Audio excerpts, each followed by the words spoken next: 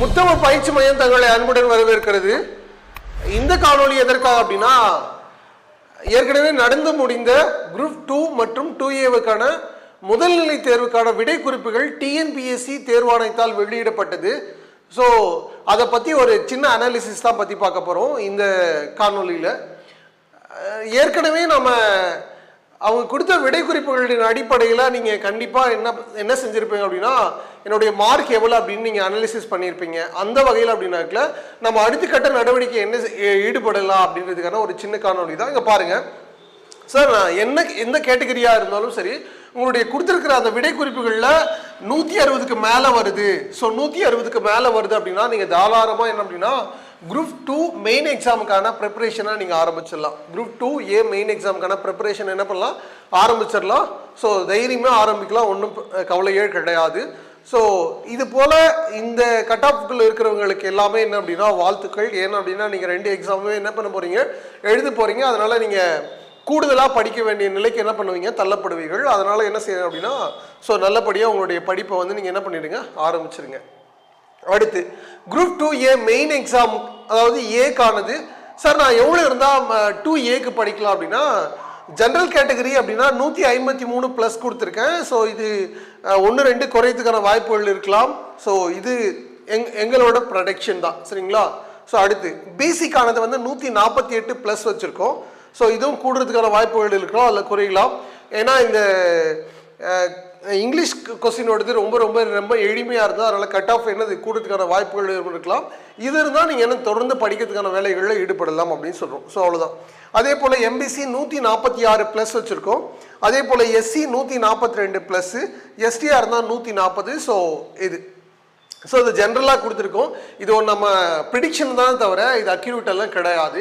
ஏன் அப்படின்னா இந்த மார்க் இருக்குது, நான் அடுத்து என்ன செய்யலாம், அடுத்தடுத்து நீங்கள் தேடிட்டே இருப்பீங்க இல்லையா, ஒவ்வொருத்தராக கேட்டுகிட்டே இருப்பீங்க இல்லையா. அது ஸோ அதுக்காக தான் என்ன அப்படின்னாக்கல இதை நம்ம கொடுக்குறோம். ஸோ இதை வச்சு நீங்கள் என்ன அப்படின்னா குரூப் 2Aக்கான மெயின் எக்ஸாமுக்கான இந்த ப்ரிப்பரேஷனை நீங்கள் ஆரம்பிச்சிடலாம். சரிங்க சார், எனக்கு இதை விட கம்மியாக இருக்குது, இப்போ நான் இந்த கேட்டகரியில் நீங்கள் சொன்னதை விட கம்மியாக இருக்கேன், இப்போ நான் என்ன சார் செய்யலாம் அப்படின்னா, தயவுசெய்து நீங்கள் என்ன செய்யலாம் சார், எனக்கு இழுபறியாக இருக்குது, வருமா வராதா அப்படின்னு சந்தேகம் இருக்குன்னா தயவுசெய்து நீங்கள் என்ன செய்யணும் அப்படின்னா ஜிகே படிக்க ஆரம்பிச்சிருங்க. ஜிகே என்ன பண்ணுங்க, படிக்க ஆரம்பிச்சிருங்க. ஜிகே படிச்சிட்டிங்க அப்படின்னாக்கல உங்களுக்கு 2 வாய்ப்புகள் இருக்குது. ஒன்று குரூப் 4லையும் நம்ம அதை பயன்படுத்திக்க முடியும். ஸோ குரூப் 2Aக்கு ஒருவேளை நமக்கு ரிசல்ட் வந்துச்சு அப்படின்னா அதுலேயும் நம்ம என்ன பண்ண முடியும்னா பயன்படுத்திக்க முடியும்.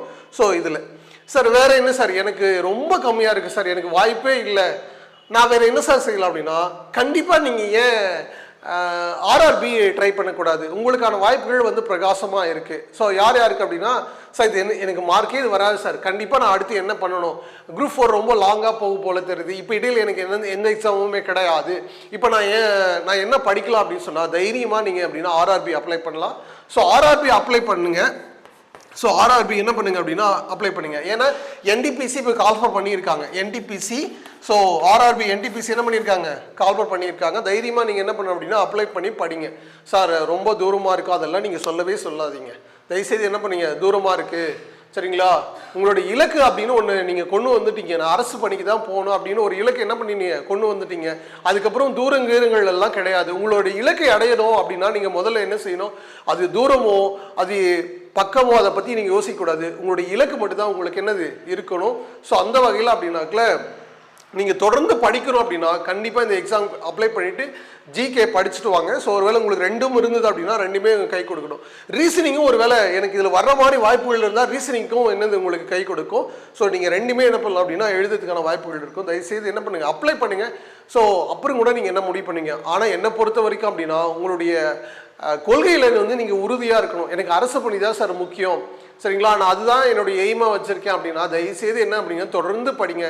தொடர்ந்து படிக்கிறது மட்டும்தான் உங்களுடைய வேலை. உங்களுடைய இலக்குகளை அடையும் வரை நீங்கள் ஒருபோதும் என்ன பண்ண அப்படின்னா ஓய்வே கூடாது. ஸோ நமக்கு தோல்வி என்றும் என்னது புதிது கிடையாது. நம்ம சின்ன வயசுலேருந்து நிறைய தோல்விகளை என்ன பண்ணோம் பார்த்துட்டு தான் இருக்கோம். ஸோ இதுக்கப்புறம் பார்ப்போம்.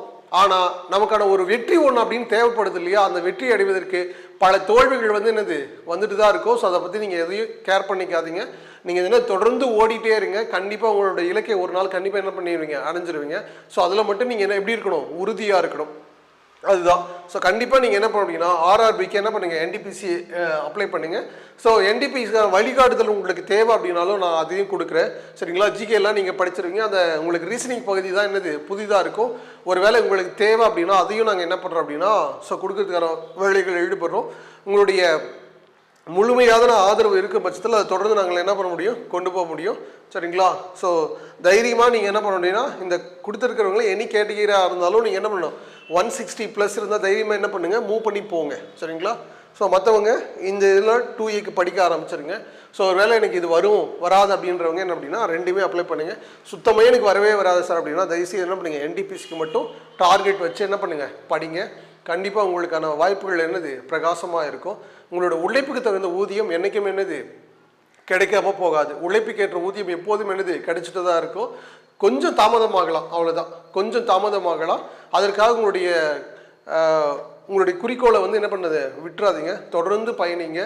உங்களுக்கான வெற்றி நீங்கள் தான் உறுதி செய்யணும். ஸோ உங்களை யாரும் வந்து புஷ் பண்ண முடியாது. ஸோ உங்களுக்கான சின்ன ஒரு ஊக்கத்தை தான் நாங்கள் கொடுக்குறோம். ஸோ உங்களால் முடியும் அப்படின்ற என்னது ஊக்கத்தை கொடுக்குறோம். அதனை கொண்டு நீங்கள் என்ன அப்படின்னா போயிட்டே இருக்கணும். ஸோ என்ன தடைகள் வந்தாலும் எது இருந்தாலும் என்னது அதை தள்ளி விட்டு தயவுசெய்து என்னங்க மூவ் பண்ணி போயிட்டே இருங்க. உங்களுக்கான வெற்றி உங்களை தேடி வரும். ஸோ எப்போதும் முத்தமிழ் பயிற்சி மையத்தோடு இணைந்தீர்கள். உங்களுக்கு ஏதேனும் ஒரு வகையில் கண்டிப்பாக நாங்கள் என்ன அப்படின்னாக்கல உறுதுணையாக இருப்போம். ஸோ அந்த வகையில் உங்களுக்கு முத்தமிழ் பயிற்சி மையம் ஸோ நன்றிகளை தெரிவித்துக் கொள்கிறது. நன்றி.